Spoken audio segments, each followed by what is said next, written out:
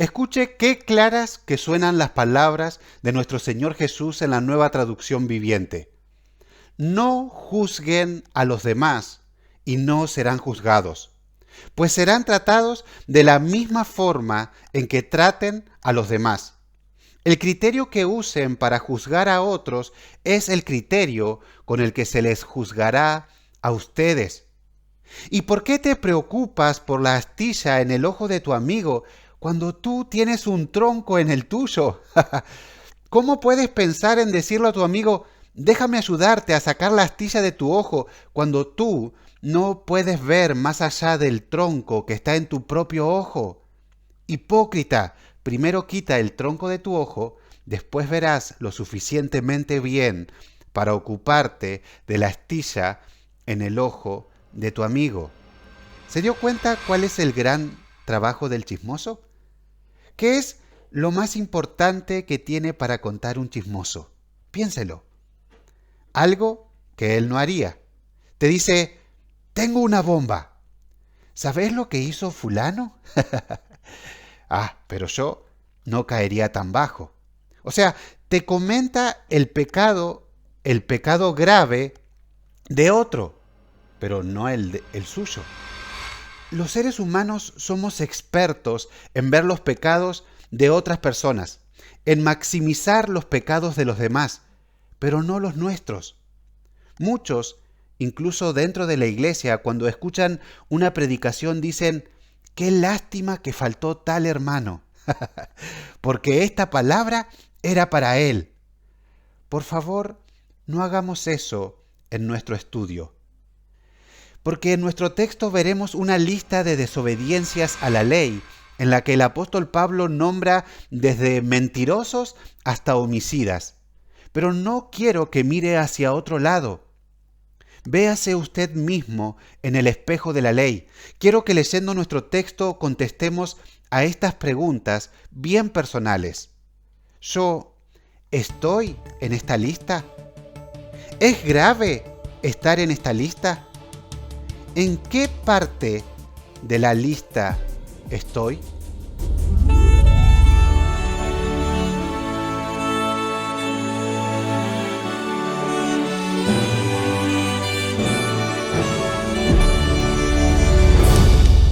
Hola a todos, espero que anden bien, que el Señor les bendiga. Los saludo a todos con la paz del Señor.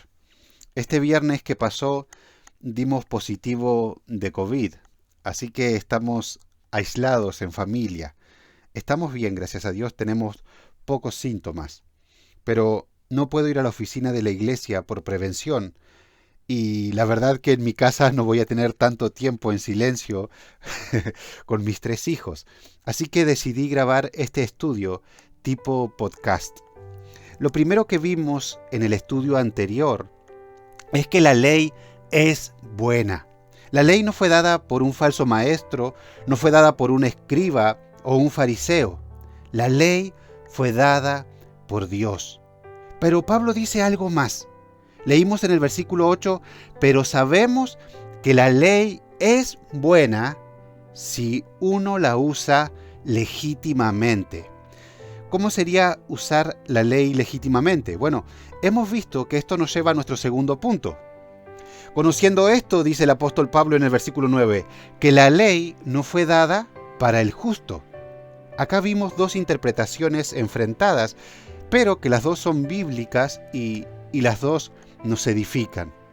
Por un lado, el erudito en griego Milos dice que la ley no fue dada para el creyente. Esa es su interpretación. ¿Y cómo entendemos esto? Bueno, primero, la ley externa y ceremonial no es para el creyente del nuevo pacto.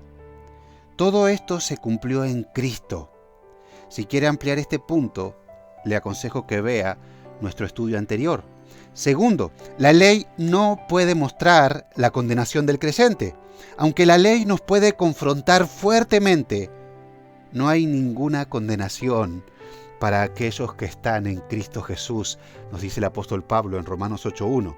Tercero, la ley no es suficiente para salvar ni para santificar. La ley no salva, muestra nuestro pecado para que busquemos la salvación que viene de Dios por medio de Jesucristo. El Espíritu puede usar la ley para mostrar nuestro error y llevarnos a mayor santificación, pero ella, por sí sola, tampoco puede santificar. Por el otro lado, MacArthur dice, esta es su interpretación, que la ley no fue dada para el que se cree justo. O sea, quien se piensa justo se engaña a sí mismo anulando la función principal de la ley, como el joven rico que al ser confrontado con la ley dijo: todo esto yo lo he cumplido desde mi juventud. ¡Mentira! Él anuló la ley. Si no, hubiese quedado sin excusa delante del Señor y rogando la salvación de su alma. La función principal de la ley es mostrar nuestros pecados, lo que nos lleva a nuestro último punto. Tercero, la ley es para los transgresores. Este es el punto que estaremos desarrollando con la ayuda del Señor en el día de hoy. La función de la ley, como lo repetimos varias veces para que quede claro, es demostrar que somos pecadores. Esa es la función de la ley en el Evangelio. La primera pregunta que quiero que contestemos es: ¿estoy en esta lista? ¿Qué dice usted? ¿Estamos en esta lista? Escucha atentamente nuestro texto, 1 Timoteo capítulo 1. Leamos desde el versículo 9. Dice: conociendo esto, que la ley no fue dada para el justo, sino para los transgresores y desobedientes, para los impíos y pecadores. O sea, sí que estoy. La ley fue dada para mí, y si usted es ser humano que me está escuchando, fue dada para usted también. Aquel que se cree justo anula la función de la ley, engañándose a sí mismo. Sigue diciendo: para los irreverentes y profanos, para los parricidas y matricidas. ¿Qué son estos? Bueno, los parricidas son los que matan a sus padres, los asesinos de sus padres. Los matricidas son los que matan a sus madres. En fin, para los homicidas. Y dice el versículo 10, para los fornicarios. La palabra fornicarios en el griego es mucho más amplia que su traducción al español. Abarca el adulterio y toda desviación sexual.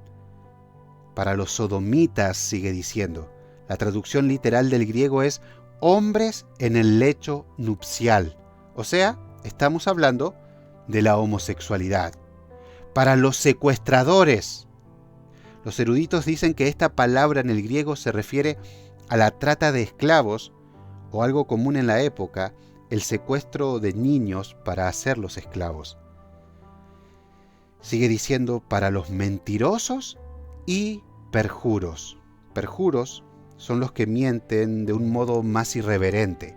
Mienten invocando a Dios.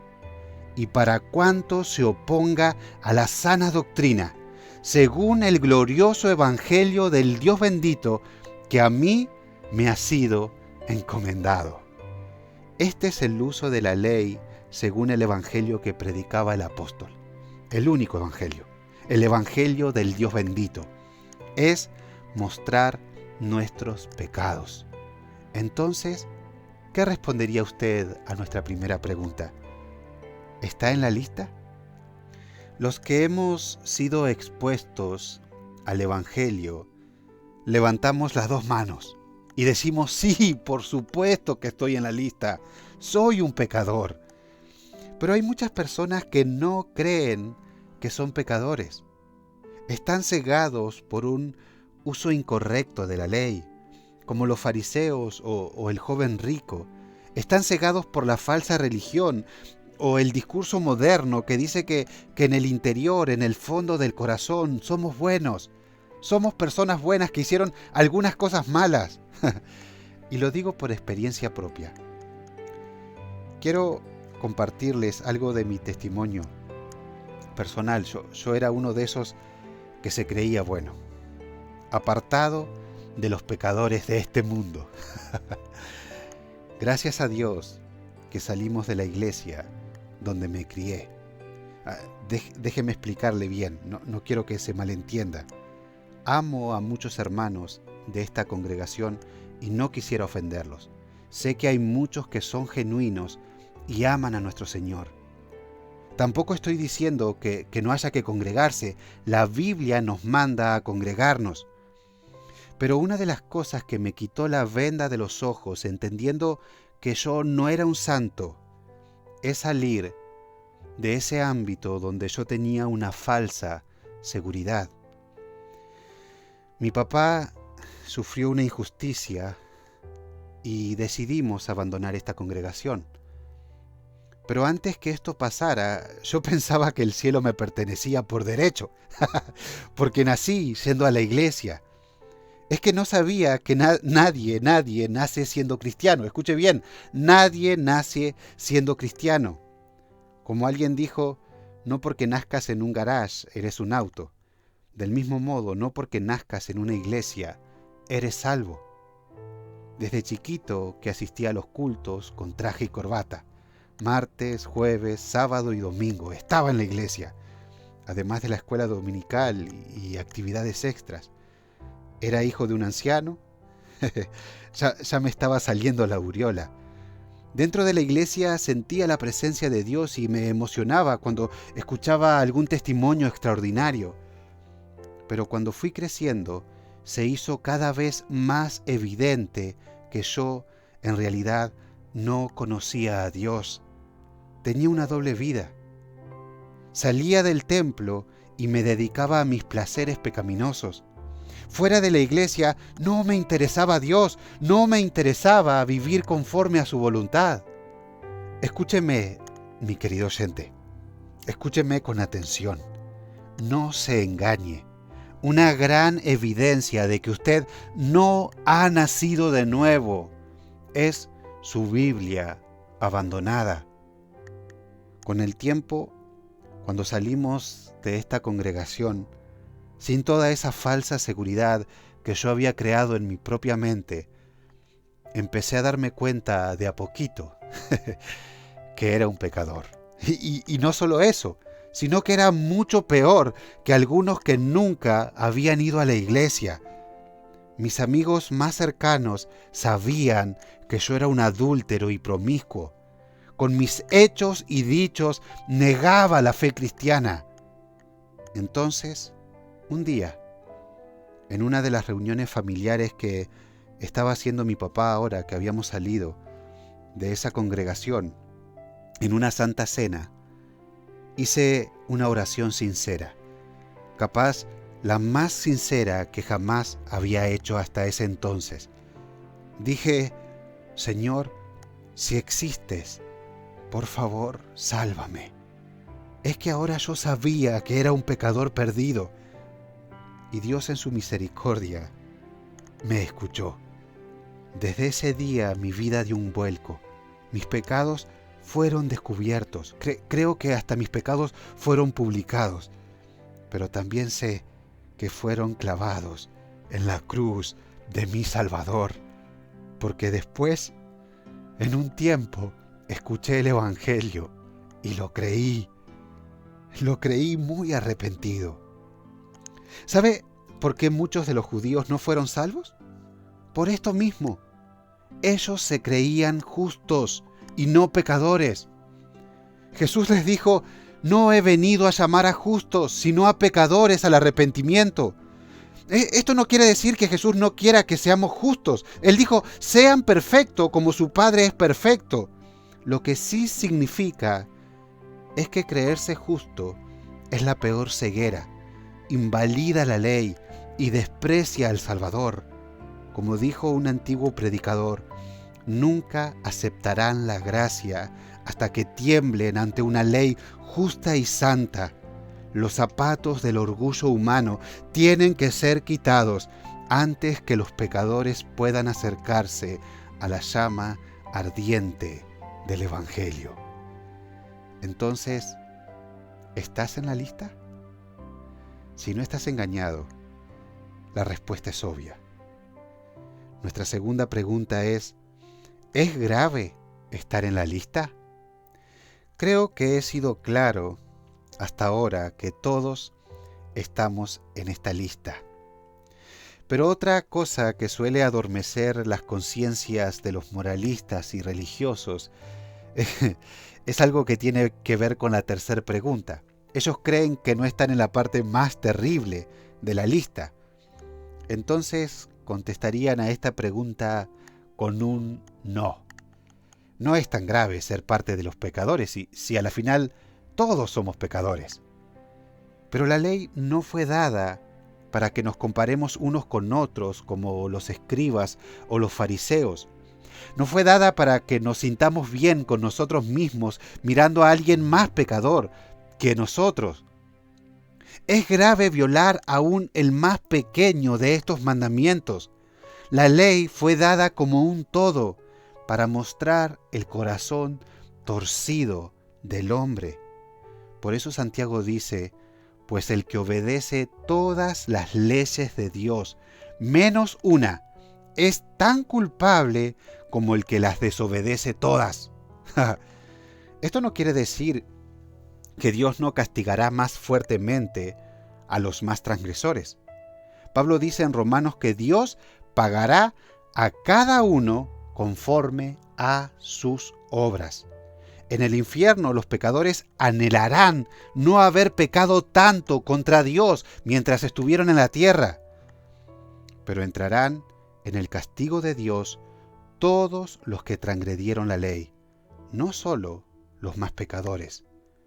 El último libro de la Biblia dice lo siguiente: pero los cobardes, los incrédulos, los corruptos, los asesinos, los que cometen inmoralidades sexuales, los que practican la brujería, los que rinden culto a ídolos y todos los mentirosos tendrán su destino en el lago de fuego que arde con azufre. Esta es la segunda muerte. O como lo menciona nuestro Señor Jesucristo, este es el infierno.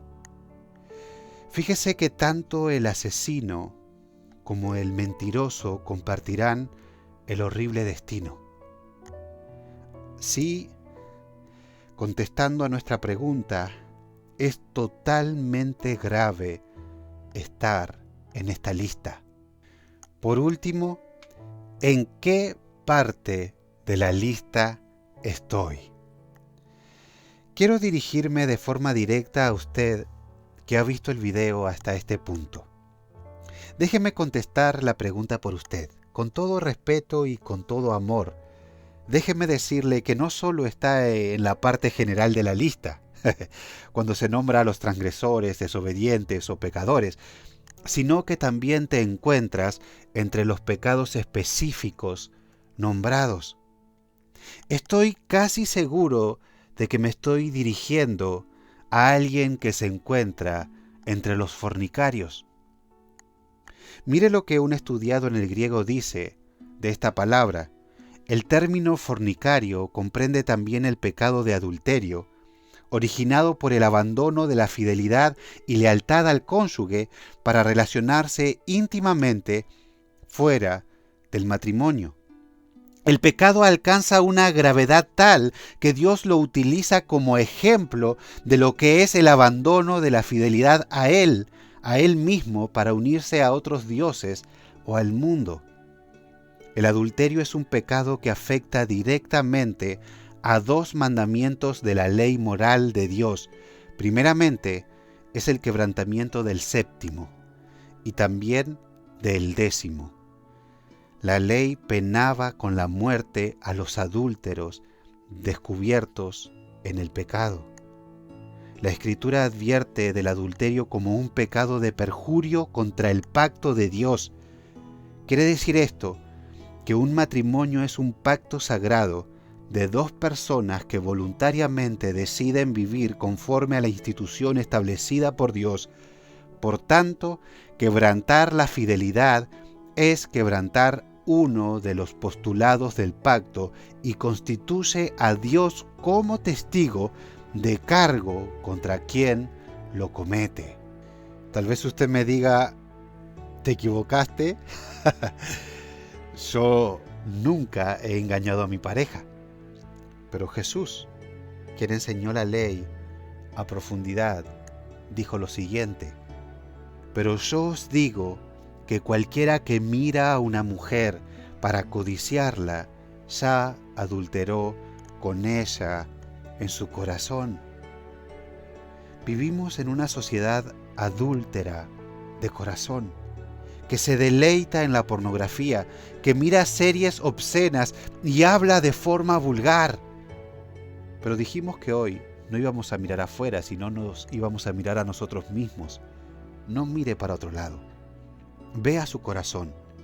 Jesús dijo que si has mirado con deseo a otra persona que no sea tu esposo o esposa, muestras el adulterio que hay en ti. No seas como el joven rico. No pienses que la ley es solo externa. ¿Y qué pasa si miramos la palabra homicida en nuestro texto? Bueno, eso sí que no he hecho, dirá usted. Si no, estaría en la cárcel. Escuche al amoroso maestro. Escuche a Jesús.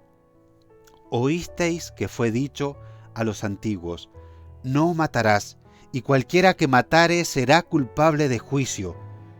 Pero yo os digo que cualquiera que se enoje contra su hermano será culpable de juicio, y cualquiera que diga necio a su hermano será culpable ante el concilio, y cualquiera que le diga fatuo quedará expuesto al infierno de fuego.